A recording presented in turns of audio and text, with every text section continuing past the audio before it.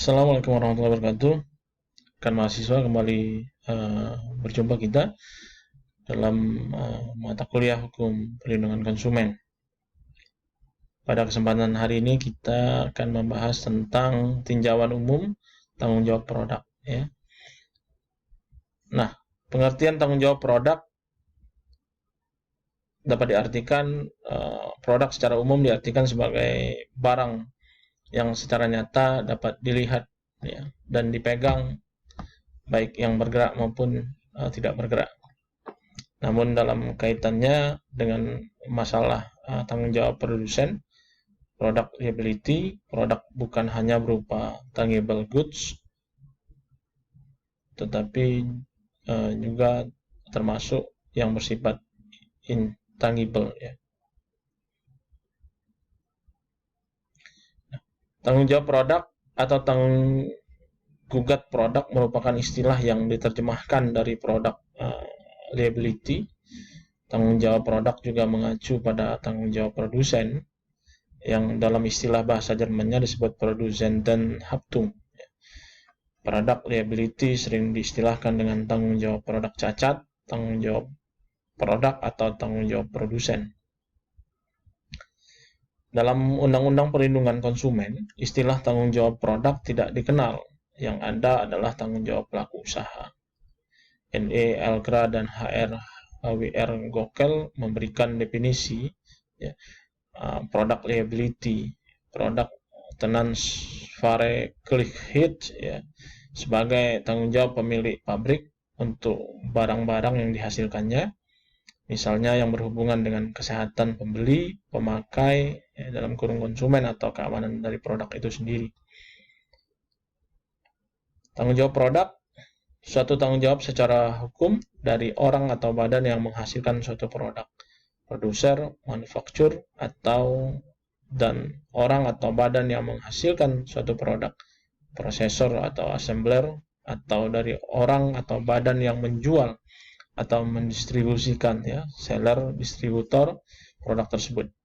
Juga terhadap orang atau badan yang terlibat dalam rangkaian komersial tentang bengkel dan pergudangan.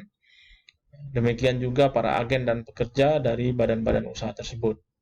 Itu terkait dengan tanggung jawab produk. Perkembangan konsep tanggung jawab produk atau dikenal dengan istilah product liability ya, baru dikenal kurang lebih 65 tahun yang lalu, yaitu dalam perasuransian di Amerika Serikat sehubungan dengan dimulainya produksi besar-besaran. Baik kalangan produser, manufakturer, atau penjual, seller, distributor mengasuransikan barang-barangnya terhadap kemungkinan adanya risiko akibat produk-produk yang cacat atau menimbulkan kerugian terhadap para konsumen. Prinsip waransi, jaminan dan promis atau janji. Sesungguhnya bagi seorang pembeli yang tertipu atau korban dari ketidakjujuran, deceit, dari penjual, hukum sudah sejak lama ya. Hukum sudah sejak lama menyediakan cara penyelesaian, yaitu hak untuk menuntut berdasarkan suatu jaminan yang tidak ada hubungannya sama sekali dengan suatu kontrak. Nah, penyebab beberapa kesulitan pihak korban untuk memperoleh kompensasi atau ganti rugi dikarenakan yang pertama tuntutan berdasarkan perbuatan melawan hukum, yaitu berdasarkan prinsip tanggung jawab atas dasar adanya unsur kesalahan, ya, di mana pihak penggugat atau korban harus membuktikan adanya unsur kesalahan dari pihak tergugat atau produsen. Yang kedua, oleh karena tuntutan harus melalui pengadilan, maka biasanya makan waktu yang lama, apalagi bila para pihak menempuh semua upaya hukum yang tersedia, banding, kasasi, atau peninjauan kembali. Yang ketiga, tuntutan melalui pengadilan juga memerlukan biaya yang cukup besar, biaya persidangan, pengacara, tenaga ahli, dan lain sebagainya.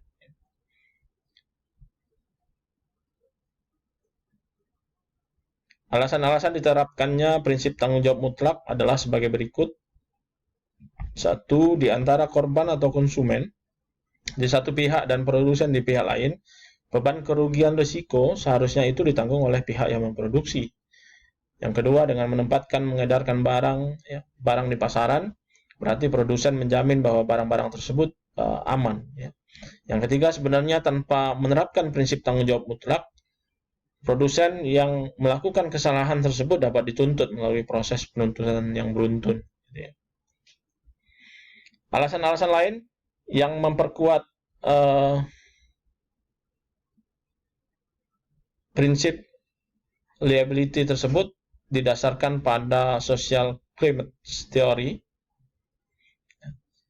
Yang pertama adalah manufaktur, adalah pihak yang berada dalam posisi keuangan yang lebih baik untuk menanggung beban kerugian, dan pada setiap kasus yang mengharuskan mengganti kerugian, dia akan meneruskan kerugian tersebut dan membagikan risikonya kepada banyak pihak dengan cara menutup asuransi yang preminya dimasukkan ke dalam perhitungan harga dan barang hasil produksinya. Ya.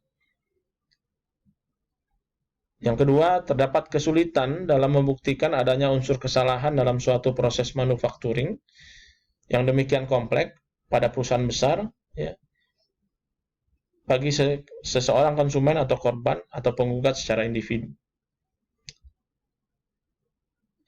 Nah, pengadilan memberikan patokan dalam menerapkan strict liability pada keadaan-keadaan tertentu dengan menyatakan bahwa produk liability tidak berlaku di antara para pihak. Yang pertama, merupakan transaksi dalam dunia perdagangan bukan untuk dipakai sendiri. Yang kedua, posisi ekonominya juga relatif memiliki kekuatan yang sama. Yang ketiga, mengadakan kesepakatan mengenai spesifikasi dan produk tersebut. Yang keempat, mengadakan negosiasi mengenai risiko atas kerugian. Itu rekan-rekan mahasiswa yang dapat saya sampaikan pada kesempatan hari ini, dan saya akhiri. Wassalamualaikum warahmatullahi wabarakatuh.